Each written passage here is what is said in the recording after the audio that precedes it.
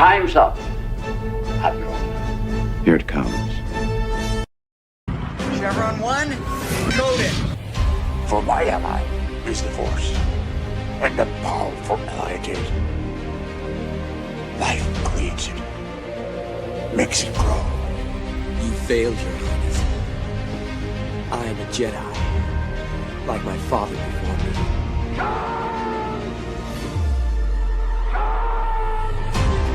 Cry hammer, and let's set the dogs of war. Chevron 2 is coded. Conan, what is best in life? Crush your enemies, see them driven before you, to hear the lamentation of the women. Song reflexes. I'll also say that you're heavy into martial arts, Tai Chi and all that killer stuff. I suppose we have to register you as a lethal weapon. Chevron 3 encoded. And somebody ought to belt you in the mouth. But I won't. I won't. The hell I will.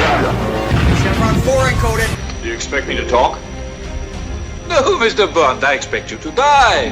Chevron 5 encoded. You take the blue pill. The story ends. You wake up in your bed and believe whatever you want to. You take the red pill. You stay in Wonderland. And I show you how deep the rabbit hole goes. Chevron 6 encoded. Come on, you can, monkey boy. Great Scott. Back off, man. I'm a scientist. You shall not pass! I thought I'd die fighting side by side with an elf. What about side by side with a friend? A day may come when the courage of men fails, when we forsake our friends and break all bonds of fellowship. But it is not this day.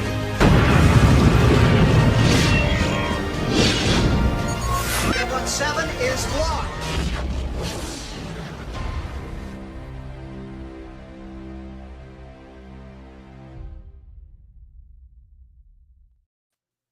There's a long pause there when it switched over. Hail and howdy, everybody. Welcome to Saturday Night Drive-In, where we take a break from nonsense, or in a week where nothing really happens, and we're happy to come to you and give you fresh entertainment for movies where we try to have good discussions, good, logical, objective, somewhat opinionated discussions. But we try to have a good time. Jody, ready to have a good time? Oh, I'm so ready to have a good time. I think we're going to have a great discussion. I don't know if we're going to agree on this movie, though, but we always have great discussions, regardless of our opinions on the film. And yeah, like you said, this is a highlight of my week. I love talking about movies, whether or not I like them, and we don't have to delve into the divisiveness of modern movies. It's just a breath of fresh air. It feels like the 90s. Not that I know what that's like, but I know it feels like the 90s. The 90s were great. The 90s were great, where the things that took hold in this century at this moment where a lot of things happened, they tried to do this stuff, and the 90s rejected that pretty quickly. It's like, no, we're not doing this. Go away. We're fresh off the 80s. We're still happy. Let's have fun. You're still high. Some people were. Yes, very, very high. Anyway, hail, howdy, everybody in the chat. We're happy to have you with us here on this Saturday evening. We hope you've had a good day. Hit that like button, subscribe to the channels, and let's get into the show. This week was my choice. I decided that I couldn't choose between the two I had in mind, so it was Jed that essentially picked it for me out of the two that I had narrowed it down to. I just couldn't choose. So we ended up with doing John Carter, based upon the Edgar Rice Barsoom series, the first book, A Princess of Mars. Jed, there are upwards of at least a dozen actual books and then several follow-up stories that appeared in like amazing stories. But there were legitimate books based on this series that by Edgar Rice Burroughs, the creator of Tarzan and other great stories. This is a legitimate author. And Disney had a chance to create a franchise with this, and they effed it up. The marketing for this movie, it goes down in the history as one of the worst marketing campaigns of all time, because again, John Carter is the main character of this franchise, but the first book is called A Princess of Mars, and later on this series may be also called John Carter Mars. There's actually a short story called John Carter Mars, but they just called it John Carter. And there was like only one, maybe two trailers. And this is at the time where trailers weren't all over YouTube and Twitter and stuff like that. So you relied on television to tell you what was going on, marketing campaign. There was nothing for this movie. They spent a bunch of money on it and got nothing, and it flopped hard. And then they threw it under the bus. But I have another theory why they threw it under the bus. Would you like to hear it? I'd love to hear it. Okay, so this is made in 2011, released in 2012. What did Disney do in 2012 involving science fiction?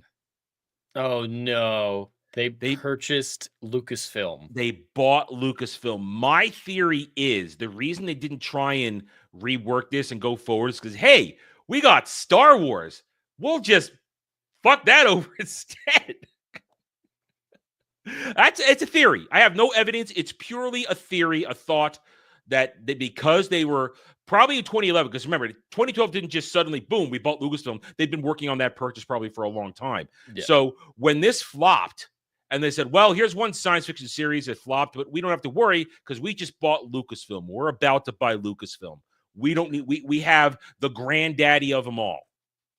So I think a lot of things could build on that theory because, 2012 was a transitional year for Disney. That was the year the Avengers film came out, and I think that was the first Disney-involved one. Paramount was still partially involved and still got opening credit, but I do believe that they purchased the rights to Marvel Studios then as well. Bob so Iger. Disney's going into science fiction for the very first time on this type of scale, and I bet they didn't want the competition. They didn't want to worry about distracting their audience, stick to the big names. I could absolutely buy this being true between Marvel and Star Wars pressure, and Disney at that point didn't manage a bunch of franchises like they do now, poorly so now, but at the time, I could totally see them trying to focus on something that was a little more of a sure thing than John Carter. Because, like you said, I'm aware of the book's existence after watching this film because I watched it as a kid at some point. I don't really remember when, but I was aware of the book series, never read them, and I don't know anyone who's actually read them in my real life. They're not super popular from what I know. I always mean to get started because I've never read them either, but I always want to, and then I just never have a chance.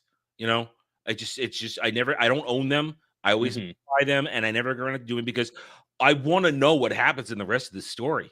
I'm very curious. I want to know a different version of these events because I hope this movie isn't accurate to the books because I have a lot of problems with this movie. I consider this a classically bad movie. That when we had these movies as bad movies, we were sitting good. We were eating good. If this is kind of the worst end of films coming out, we had a lot of bangers coming out. So it works in that sense. If it came out today, it'd be fucking incredible. But for the era and compared to a lot of the other stuff we watch, I'd consider this a bad movie or at least mid at best. So I enjoy I have this a lot movie. of concerns with it from a plot. I like it well enough. I think John Carter himself's the biggest problem with it. But I agree that the title is awful. You don't like Taylor Kitsch? No, I like him in other roles. Like he was great in The Terminalist and Battleship for the awful movie that was. He was great in that. That's a bad movie. That's a really bad movie. I enjoy it. It's Transformers bad. Where if you shut off your brain, you can enjoy it a little bit. But in this film, I don't feel like John's reacting to anything. He's just there letting himself get swept off to Mars, and he's like, yeah. I don't want to fight. And that's just his tone throughout the entire movie until the end. And even at the end, he doesn't seem like he actually wants anything. Even when he's like, I need to get back to Mars. I need to go back to Mars. I don't feel that from him. He looks bored to me. And I don't know if it's performance or writing. Just direction. I think it's a combination of Taylor Kitsch and direction. Because I like Taylor Kitsch as an actor too. I don't dislike him. But I will agree. That is where it does lose a couple of, within my points that I took off of this. Taylor Kitsch's performance is kind of even. He's not really in there. Everybody else, in my opinion, is giving a good performance. Oh, especially Willem Dafoe. Well, is he the voice of Tarsus? Okay, I missed that. And then you got Mark Strong doing what Mark Strong does, being evil. That is what Mark Strong is good at, being evil. But everybody else gives a good performance, and the CGI is solid. 2012. I don't have there's only like twice where I have Uncanny Valley where it's clearly Taylor Kitsch inserted into the middle of a CGI moment. But rarely is my suspension of disbelief for Uncanny Valley broken. I like feel the like aesthetic. 2005 through 2015 had the best CGI. Like it was right in the middle They of the tried. golden age of CGI. Yeah, they were trying. really tried. Yeah. And we this can thank movie George should have been Lucas. called Princess of Mars. Yeah, was It this an should have. ILM film? No, I don't know. I don't know if it's an ILM But film. just say something Martian in the title. Make up a title. Just That's the just problem. add Mars. At least say John Carter of Mars. Yeah, something like that, because I'm very much against the name of a story being the main character's name. Like John Wick, as much as those movies are good for what they are, that's a boring name. All right, I'm very much against just that trend in general. There are very few films that are named after their protagonists that I enjoy. I approve of the naming scheme. I mean, so, and at one point he says, "You're a princess of Mars." I'm like, oh, there's the title.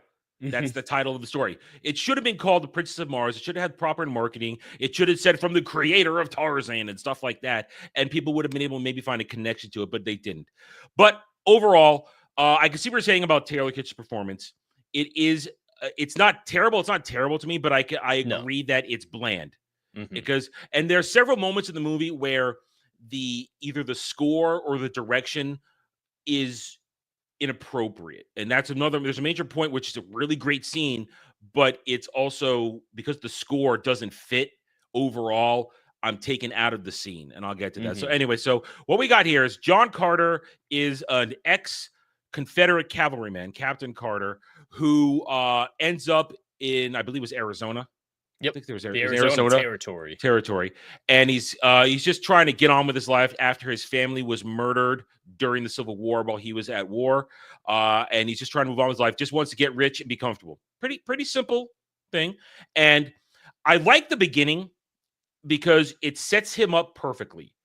And it sets the fact that we have a warrior who's good at what he does, who essentially will fight to the bitter end, if not only for his own survival, but if he does believe in the cause, we'll keep fighting.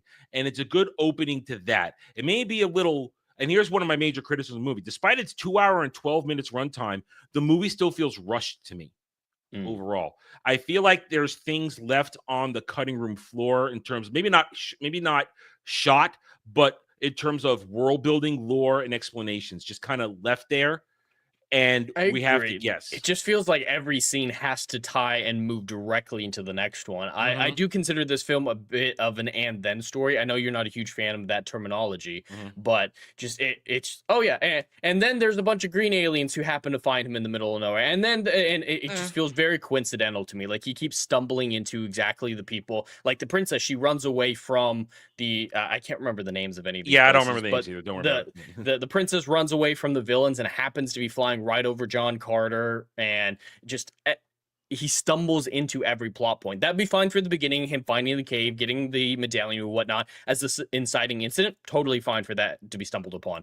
But every major plot point, it feels like he just stumbles into it. There's not a whole lot of character direction. It doesn't feel like he's making a whole lot of decisions throughout the film until he makes that last decision. It's like, all right, I'm going to stay here and fight decision. That one feels like the only real thing he does, except maybe that's the prologue, epilogue type thing with this whole scheme. Maybe that's the point. I mean, up until then, it doesn't outright say it, but he says, I just want to go home to my cave of gold. And I don't want to be here. This is my problem. And I feel like maybe, again, where he's going, it's more than his motivation, because his motivation being consistent is good. So let me get through the setup, and then I agree with you to an extent, because these are my problems with the movie, which takes off my points. But essentially, though, he arrives after an encounter with the U.S. cavalry or U.S. Army who tries to recruit him. He runs away. He gets caught by some Apaches. He ends up catching a Thurn off guard. Well, thanks to the colonel that was with him. Shoots him, takes the medallion, ends up going to Mars, which is called Barsoom, and then he's there in what we eventually learn is a copy of his body, but the copy has essentially different bone structure, which allows him to essentially have mega strength and heightened abilities. But he's not invulnerable, which one of the things I do like, while he's a strong protagonist, he can still get his ass kicked, which is good. He's not just completely done in. Oh, he gets dogpiled several times in the film. And that's how you stop John Carter. You dogpile him, essentially. We see it several times. If you dogpile him, you can stop him. That's about it. Or catch him by surprise. That's the only two ways you can get him. If he sees you coming, if he's on Barsoom, he's going to kick your ass due to mega strength and his training. I like it that because he's trained, I can believe his badass fighting because he says trained swordsman, good shot, smart fighter. So I can to a certain extent. There are things that he just has great abilities, like he figures out how to use the turret on the ship to shoot down the other ship right after rescuing the princess. It's essentially a cannon. There's intricate controls, like he does multiple pulls and levers. Figuring out how to fly on the flying machine, that was too quick. That was too quick. That was too quick. But I can buy him being a good shot, absolutely, and being a decent swordsman, but it is a different style of fighting. Cavalry swords and the swords of the Civil War are very different from the more Roman-esque swords that they have. It seems like they were still single edged. They were still single edges. So it kind of leans into his style, I think, into what he's doing. And a lot of times he's just hacking and slashing. He didn't have Deja's art style where she had a specific form. When he's just hacking and slashing using his strength, it absolutely works. But when he the one scene that really bothered me with his swordsmanship is right after he rescued the Princess of Mars. That whole sequence, it just feels like every single thing I hate about that sequence. But he has the duel with the villain in the cramped quarters, and so he has to rely on his skill more than his leaping and bounding and strength or whatnot. And just how good he is in that fight is the one that bothers me. Him just wrecking folks with his strength and just brute forcing it with his sword later on in the film, totally fine. But that one, he's using finesse and he's an expert in a different type of swordsmanship, and that bothers me. That's lower on the list of things with that sequence, but there's a lot of things like that where he doesn't even react to this shit. He's like, yep, there's a spaceship or there's the flying ship. Let me jump up there and shoot some cannons. And that's his way through everything. He's like, oh yeah, there might as well be a walking city. It never feels like it hits him. Never feels like he really fully grasps that he's on a different planet. Aliens. I don't know if that's a problem of the writing or of adapting what Edgar Rice Burroughs wrote, because he wrote these in the 30s. So in the 30s, there are planes at this point. Planes exist. So flying is not something that Edgar Rice Burroughs has to imagine, but it is something that John has to be awed by, because this is 1881 Earth ears. Even though there is clearly, and here's one of the things I have a problem with, they don't really explain that there's a time difference between being on Earth and being on Mars, because his events on Mars, he's there we don't know how long he's there. We don't know. It doesn't feel like a lot, maybe a couple weeks at most. We don't know the distance that when he goes up the River Is, we don't know the distance they travel for that. We obviously, when they're going back and forth between the cities in the third act, the cities are close enough. It's clearly not a lot of time, but we don't know the distance between the Thark encampment, the main one. We don't know the distances. So we don't know how long he was there. It only feels like a few days. So, that's always one of my biggest criticisms of movies. Tell us how much time is passing. Let me know how much time has passed so I can understand the character relationships within that. And I'll get back to that in a second. So essentially though, well, to finish your point, the difference is shown at the end when he gets back to Earth and there's a rotted skeleton of Bryan Cranston's character. So that's at least a few years to be rotted down to a full skeleton. Even in the desert, he's in a cave though, so there's not a whole lot of natural wear. I'd say at least a couple years versus a couple weeks, I could say, with like the epilogue being stretched out a little bit, like after 10 he years gets married. Yeah, 10 years. I mean, the epilogue. Not that far. Sorry, when after the climax of the film, when they beat the bad guy. That's his wedding night. That's like his wedding night. I think it's his wedding night. Oh, I thought there was a few days at least. No, I think it's his wedding night. Because you could see he still got battle damage from the final battle. I was trying to be generous, so yeah, that's like a week versus 2 years. Yeah, they don't express that. Thank you for I was going to move on quickly. My mind is racing a mile a minute here because we should have gotten into more of setting the stage before breaking things down. That's my fault. But you're right. I mean, and it shows that while his body's in suspended animation, it doesn't age because his body didn't age at all. It's creaky, but still there. It's creaky, but that's because that's just not moving. Because we don't know if his copy ages. We don't know. They don't give us details, but I'll get back to that in a minute. So essentially, to hurry it up so we can just start breaking down the movie and say what we agree and disagree, because clearly we're going to disagree on this. He gets to Mars after taking the medallion accidentally from a Thurn. We get to Mars. Mars essentially in the final stages of in a war that's been engineered by the Thurn, who essentially consume a world. Again, they don't give us enough detail. Maybe that would have been, maybe that's not given in the book. Maybe it's something that's more detailed in the following stories. I don't know. But the Thurn survive by depleting worlds of their resources by manipulating indigenous species to go to war, because they say it's a natural course of living species to go to war. So it's the final stages between Zach, I forget the first one, and Helium. I forget the other bad guys. It begins with the Z. I forget it. And the Helium forces were winning until the Thurns interfered and gave the bad guys, the evil king, the evil God, what they call the chief, Jackin, something like shit. I just forgot. I had it a minute ago. Too much talking, losing words. I don't know the terminology. I've only seen this movie like 3 times, so I don't have the terminology down.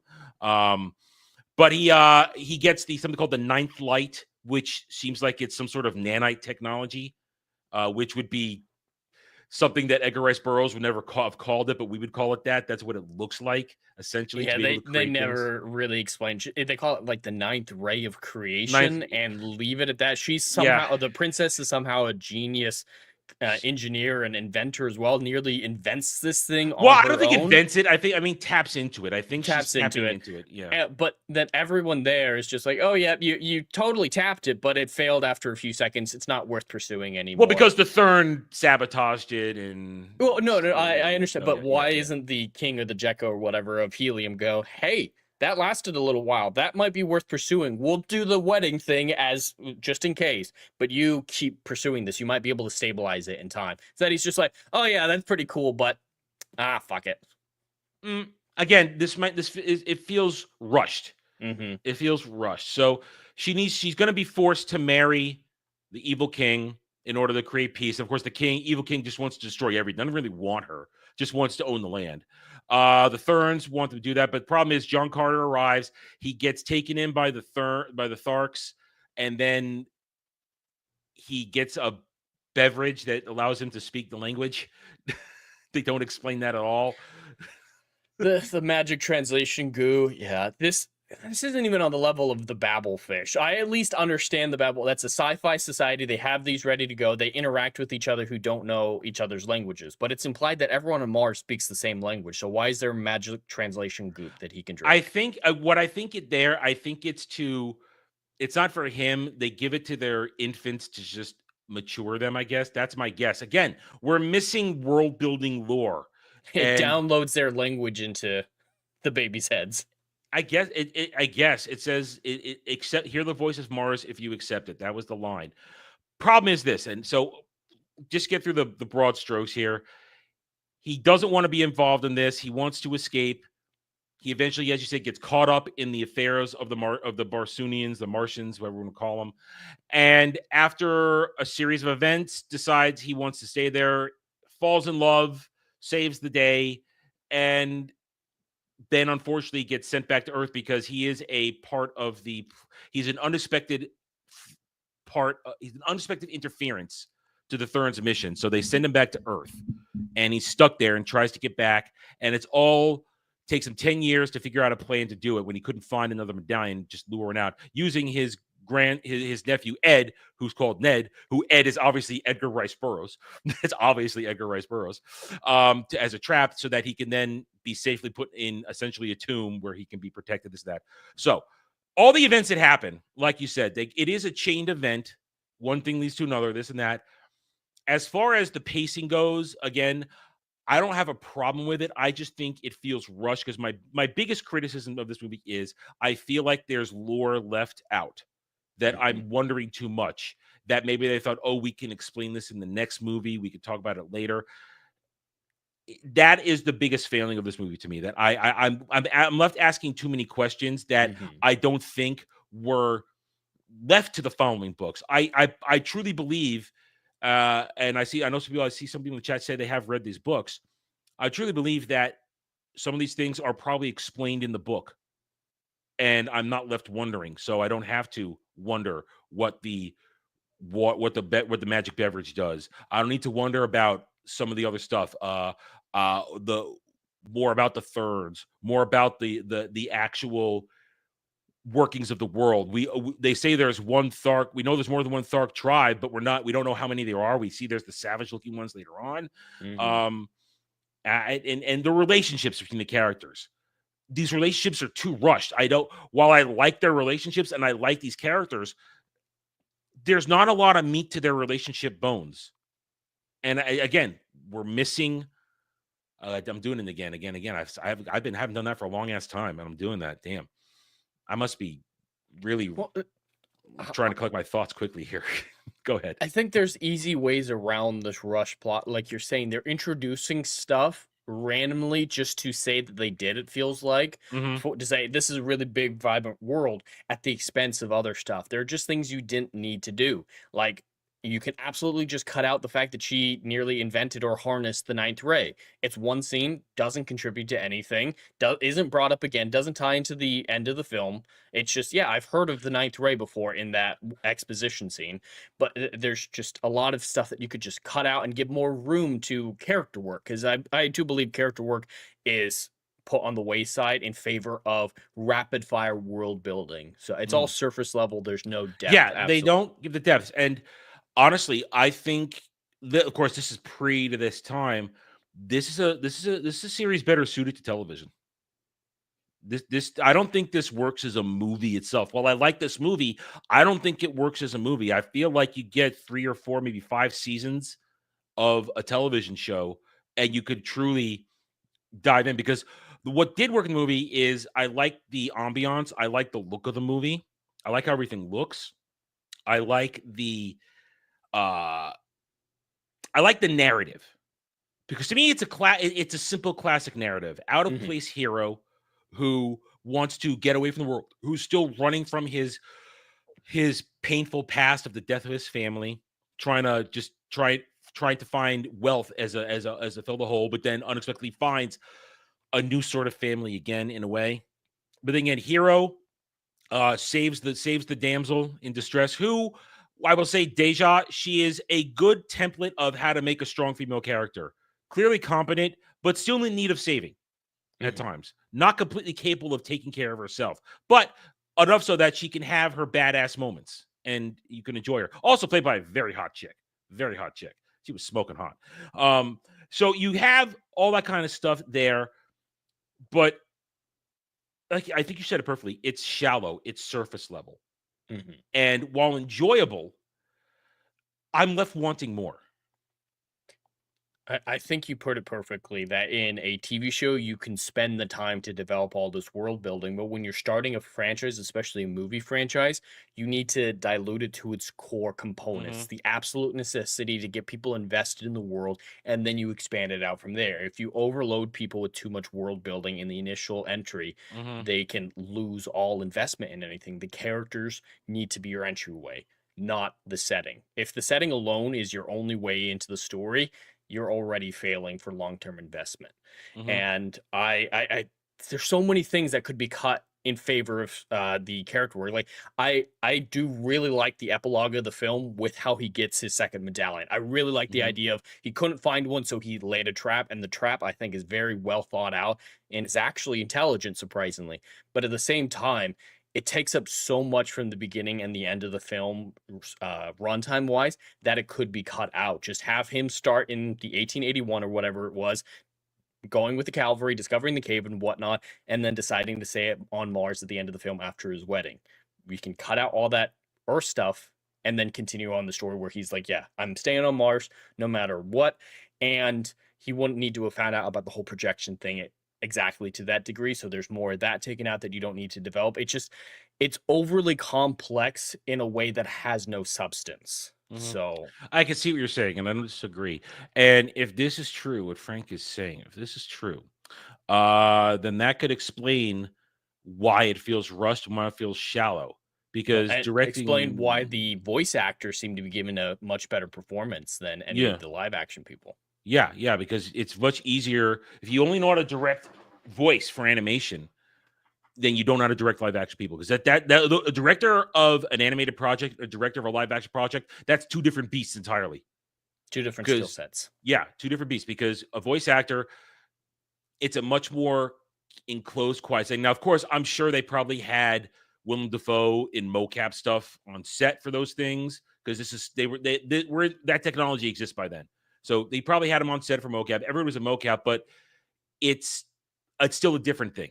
It's a completely different thing. So what we have here, though, as I said, is I feel like the movie flows nicely, but shallow is the way it is. But I have one of my biggest problems, though, where the flow breaks for me is after the Temple of Is, at the end of River Is, where there's the revelations of the ninth ray of light and all that kind of stuff. And Mark Strong's Thurn, I'm not even trying to pronounce his name, remember it right now, has that other Thark tribe show up to try and kill them and capture Deja. When John stops to fight them, it's a badass sequence, but overlaying it, and I understand what he's trying to do, overlaying it with him taking out the buried emotions he has about burying his family and finding the dead while fighting these things. The way they did it, it falls flat because it was also a very poorly chosen score written for that scene. It doesn't fit. And be hauntingly epic, not just sorrowful. Mm-hmm. And because he's just badassing, cutting things down, and the flashing back and forth of him burying his family, finding them dead. It's a powerful scene, but there's something about the direction and the choreography, not the fighting, but the choreography of melding all together. That scene fails me because I had forgotten that was the track they used. And as soon as that series of melodies start playing, I'm taken out immediately. I'm ready for him to be badass or something, like you said, hauntingly epic, not just sorrowful. And I'm taken out completely. And that was a major problem I had with my viewing of it yesterday. I was like, man, they just totally took me out of this now. And of course, and then it's saved by the fact that, okay, he gets captured and then we're going to get more story dump. I'm fine with all that. But it's just, that was a problem for me. And while the music is good at times, it's a moment like that where it's like, okay, you lost me. And it shows you that maybe at the same time, Disney didn't put whoever they hired for this, who was in charge of this, they didn't put a very good team together on this movie outside of the special effects. As I said, the CGI looked good. No problem with it. It's very good adaptations of what the characters all look like from the sketches involved with Burroughs' work.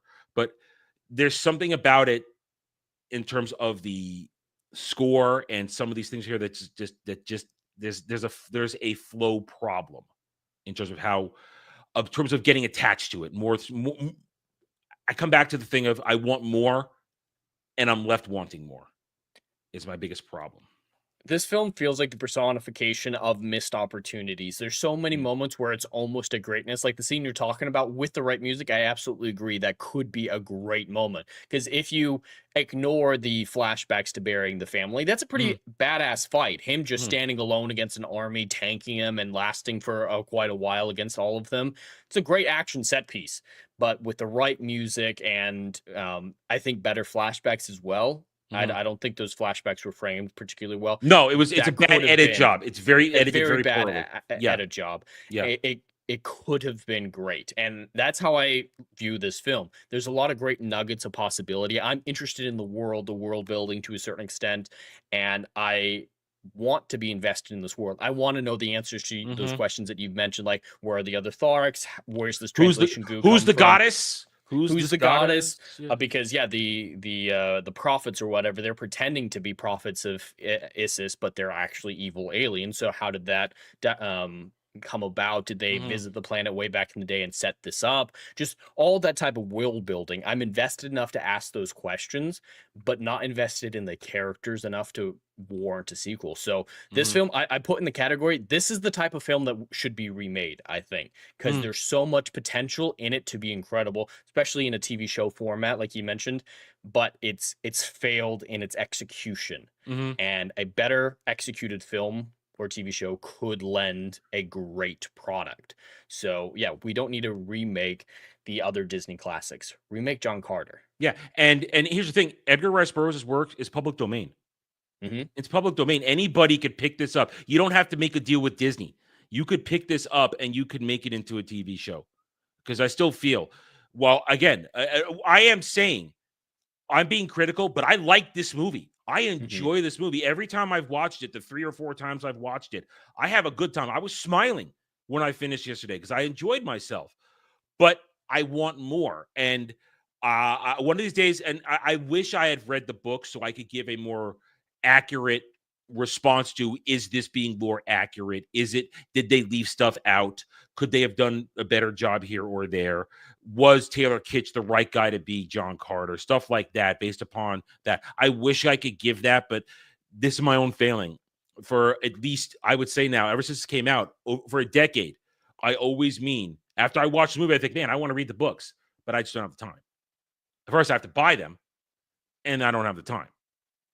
But I mean, there was a period for years where it sat on my wish list, on my books tab, and my books wish list on Amazon for like years. A collection of the books sat there for years, and I never pulled the trigger, because it's like, if I buy these though, when am I going to read them?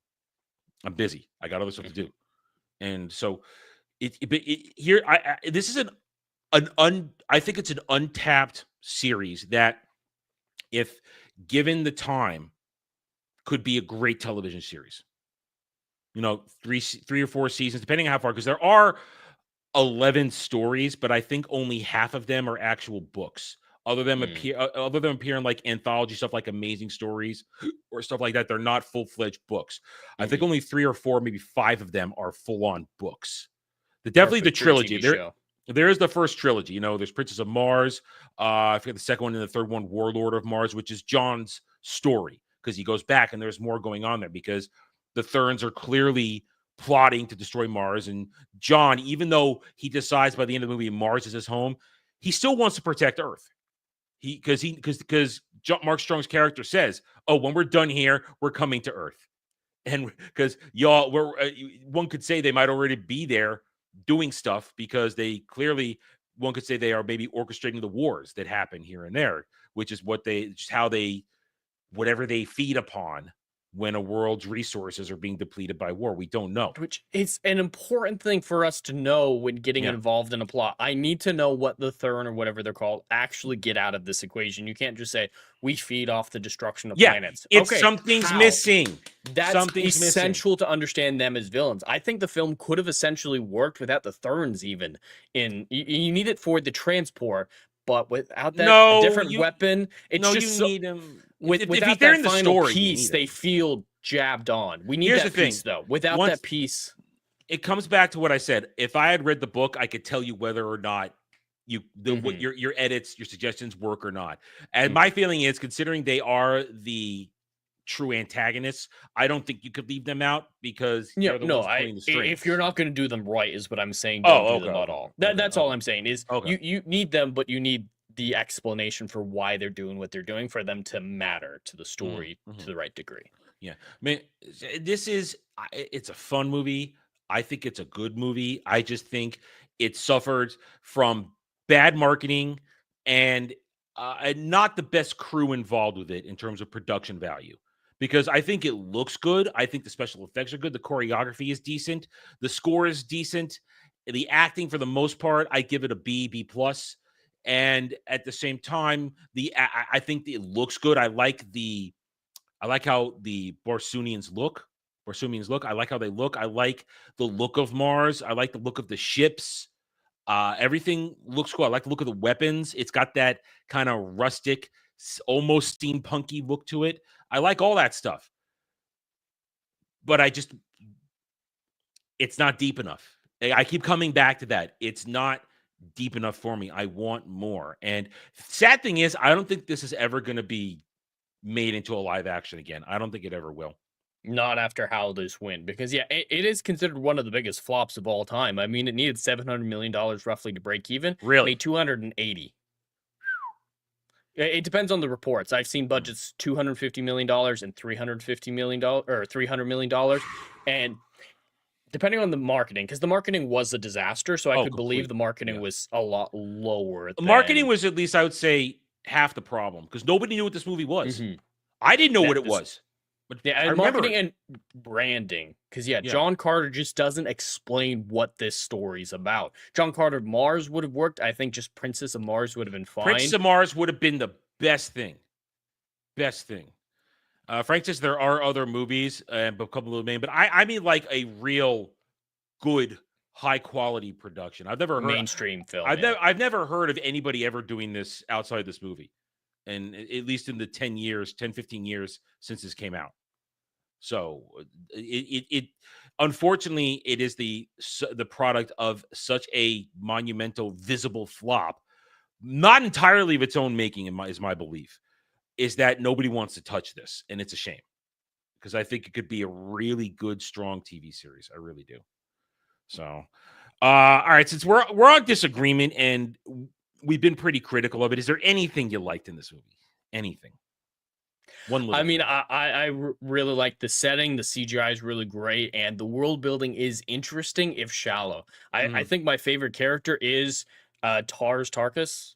I get where he's coming from through a lot of things. That's it. Jeddak. Yeah, I remember the brutality of his species. Like when they're introduced, they kill all their eggs that don't hatch to keep them from the white apes.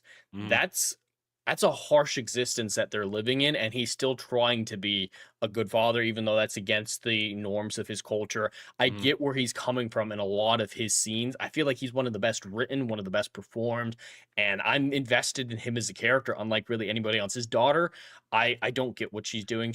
I'm empathy queen in a world where empathy is bad. I feel like that's character work. There's character work for her left out.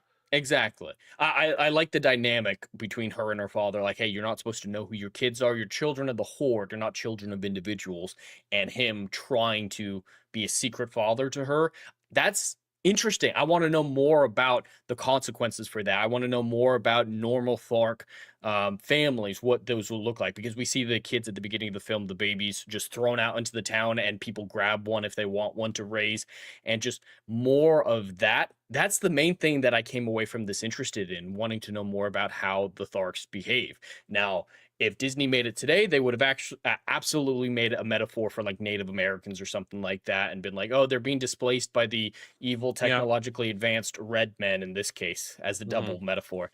But there's a culture there that I see. I don't really see a whole lot of culture from the other two cities. They're just warlike, but we don't know what are their families like, what's day-to-day life like. We're missing so much from the them. Missing lore. Yeah. The Tharks, though, I think that they're the most developed and had my interest the most. Like the gladiator pits, those are kind of interesting with the white apes used in that way. They're terrifying monsters. I want more of that. If I were making a story about this franchise and said, all right, write a random standalone story, I'd do a Thark versus a white ape in the wild. Just a focused hunter versus prey story. Because that's what interested me out of this. That's what I came away with. And we just don't see enough of it. The competitor for the chieftain, or whatever, the Jekka, who eventually takes over after defeating Tars in one-on-one combat. Why does he hate Tars? Why were they involved in this? There's so much there that I want more of. That's what I'm most invested in. So I can definitely say I think they handled them well, better than everything else they've done, but still not enough for me to call it good necessarily. I think calling it a bad movie is taking it too far. I think this movie's fine, but it could have been something truly great.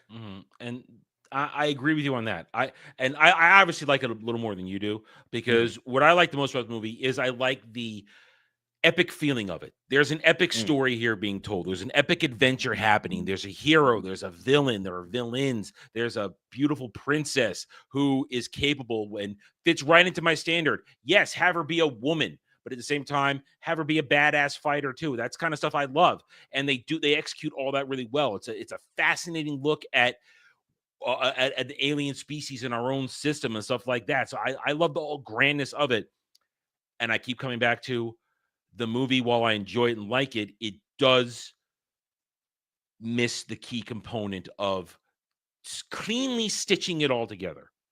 Because the execution, it's missing the lore. There's clearly lore being left on the floor in order to fit whatever runtime Disney wanted this in. Clearly, there's lore being left on the wayside. There's character development, character relationships. I mean, our core group of John, Deja, Chick Thark, there's clearly more going on there in their relationships that is just we don't get. to how they reacted, how they behaved during their journey, before that, after. There's so much left to the side. I mean, here's a great moment. What I love I love this moment every time. When it's the third act, they think they've gone to the giant moving city to stop the wedding, and they all barge in there, and they're gone because the army's ready to attack Helion. And John goes, "Where's everybody?" And Willem Dafoe Stark he just Gibbs slaps him right in the back of the head. It's like, I love that. See, there's character work we're missing that I can feel is there where that is deserving. And I think that's great. That's his Jedak. John Carter is his Jedak now, and he just Gibbs slapped him in the back of the head. It's like, you idiot. We went here without knowing where anybody was. So I love that. There's character work missing. There's lore missing, and that is what takes off most of the points for me in this movie, alongside the poor execution of like that scene we described where the flashback and the fight and this and that. And it's what's missing for me. And I just want more. And one of these days I'm going to read those books. God damn it. One of these days, not today, not tomorrow, not probably this year, but it's going to happen eventually. Before we went live today, I went and checked. Let's see, what do we got for sale on here on Amazon? I did it like I always do. It's like, nope, not spending that right now because when am I going to read it? And I know somebody else says, Adam, just listen to it on Audible or you do stuff. No, I want to read the book. I want to read the book. I don't want to listen. The tactile feel. I want to read it. I'll get it. Anyway. All right, I don't have much else to say. What do you got? There's one last positive thing I do want to talk about, and this might surprise a lot of people because I'm a big proponent of scientific accuracy. That's something that I value. It shouldn't be included in a story's quality or whatnot. As long as it's internally consistent, scientific accuracy shouldn't be part of the objective, unless that's the goal, of course. But this film, it's not scientifically accurate. It can't whatsoever. be 1930s. It can't be. That's what I'm saying. That's where I was going with that. And I consider this a fantasy film, not a science fiction film, so that helps quite a bit. But with the context of 1930s, I have to divorce it from 2012 when the movie came out. In 1930s, there was very little known about Mars. And there were theories based on Newtonian laws of gravitation that Mars would have a weaker gravity than Earth. And so the author here, he took a legitimate extrapolation for plausible science of the era to build this narrative. It seems far-fetched and ridiculous from current day standards, but at that time, it could have been seen as legitimate science fiction. And I really appreciate that. Someone who took real things of their era and tried to make something interesting with where the future could hold. And I know no one else is really going to care about that, but I actually see the scientific attempts at accuracy to be a boon for this film because of the era that it came out with. And it fascinates me to see this glimpse of what Mars was perceived as back in the day. Yeah, there's no massive telescope to tell us, that doesn't have an atmosphere we can breathe. There's no water there, at least not anymore. So Edgar Rice Burroughs was being very creative. And I mean, ships that fly on light, that's just pure fantasy right there. There's no science to it. We don't know the science in the story. No, maybe he doesn't even tell us in the they talk about it with Moonlight. It's actually you could say it's solar panels. It's powered by light. Well, we don't see the engine. We don't get enough of the technology of it. Right, but it's still a reasonable extrapolation to say he thought solar panels. Yeah, true. I mean, but what I'm saying is it's more stuff left that maybe is in the books. We don't get the actual details of how everything works. You just got to go with it, which is fine. But of course, I want more. Right, that said, go. They get the moons completely wrong with how we know they are today. There's not two big moons that you can see right next to each other. But at the time, he knew there were two moons, so he did what he could with that. And I actually really appreciate that from the book's perspective. You can't criticize somebody working with what they had at the time. You can't do that. And I think he did a damn fine job of world building with the information he had available. And I hope someday when my science fiction stuff is viewed in a century or so, people will view my stuff at that with whatever changes have been made or discoveries have been made in physics and whatnot. Okay, so with that, let's wrap it up. It's my week, so I will go first. I've pretty much said why I like this movie, and with my criticisms. So with all my criticisms in on it, the what I feel is the missing lore, the missing details, missing character work, a couple problems, a couple scenes here and there. In the end, I give it an 8 out of 10 because it's a solid movie. I enjoyed every time, and pretty much everybody outside of you which is a lot of the times how this works. Always enjoy this movie. They like this movie a lot. So it is heralded as one of the most underrated, poorly marketed movies of all time that people actually like. Because nobody went to see it. I don't think that it is hated, just nobody went to see this movie is what happened. Just nobody saw it. And it's achieved a certain level of cult status at this point. Not cult classic, but cult status. So I give it an 8 out of 10, and I expect you're going to be far below me. Just a little bit, but I do need to clarify. I do enjoy this film I know. a bit. Like I'm just kidding on you. You know that. I know. Just for the audience's sake, I do enjoy it. I have seen it before. I liked it a lot more as a kid when I saw it for the first time. And it's a Disney film, so it is meant for a kid's audience. So I can understand why a lot of younger people with nostalgia will love it. But, Yeah, I mean, it did get it's not as Disney-fied as you think it would be, though. There's some gore in this movie. There's some gore in there. There's definitely some more adult themes in it than you'd expect. But I think there's so much missed potential, so many things left on the wayside, and this film could have been great. It underperformed at the box office, and I think it underperformed in its quality potential as well. So with the lack of good character work, the lack of a good performance from the protagonist, in my opinion, or the direction, whatever's to blame for it, and just all the things that go against it, I have to give this a 5 out of 10. That's fair from you. That's fair. I do feel like I'm being generous with that. You said mid early on in the discussion, and that is literally mid right there. All right, there we go. Another one of the books. Jed, have you settled on what we're doing for next week? Yes, I have. I decided it's time to go for a deep thinker. I don't know if you're going to agree with the thoughts portrayed in this film, but we're going to have a hell of a discussion out of it. And there's some pretty hot chicks in it, so there's always that added benefit to it. But we are going to be talking about the independent film from a few years ago starring Alicia Vikander and Oscar Isaacs, Ex Machina. I think we're going to have a great discussion. I've never seen it. I've never seen it, and I know who both of them are. So okay, I know who these both are. Dominic Gleeson's in it as well. But yeah, I think we're gonna have a great discussion. I actually can predict that you're going to hate the movie, but enjoy talking about it. If I kind of guess, that's what I feel like. You know me well enough, so if you say that, I am probably gonna hate it. I think it's gonna be one of those things where when you're watching it, you're like, "What are we fucking doing?" And then when it comes all together at the end, it's like, you know what? I can actually think about that. That had interesting things to say. It just emotionally didn't appeal to you. I think intellectually it will appeal to you, but not emotionally. See, and this is the problem because I've never seen it. I can't do something else at the same time. I can't grind on a video game. I actually have to sit here and watch it. I can't say that I won't watch it at 1.25 speed though. Can't say I won't. Make sure you slow it down a few times because Alicia Vikander is nude in like half the film. She's hot. I actually didn't hate her Tomb Raider movie. I didn't hate it either. It's clearly the reboot trilogy that it's based off of. But I didn't hate it. I mean, it's not good, but yeah, I enjoyed it. I didn't hate it. I only saw the one time. I think it's about as good as the Angelina Jolie movies. Yeah.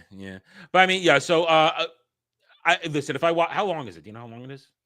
I can look it up. It's probably not 2 hours. Yeah. If it's not, I generally speed something up if it's horrible and it's like over 2 hours. Like I just want to get this. Oh, it's an hour and 48 minutes. If I start, well, I generally watch when we do. If I haven't seen the movie before, even if I have, I generally watch it Friday evenings during dinner and between eating dinner and starting Ballbusters. That's like the window when I watch these movies usually. So it's usually enough time for me to actually watch it. And on occasion, if it's a movie I've seen a million times and it's my choice, I won't watch it because I've seen it so many times. But that very rarely, I'll still watch it because I enjoy these good movies. Anyway, there we go. We're done. Another one for the record books. Well, we thank all of you for being here. The best way you can respond to that is by hitting that like button, subscribing to the channels, and we will see you next week. Until then, everybody, take it easy.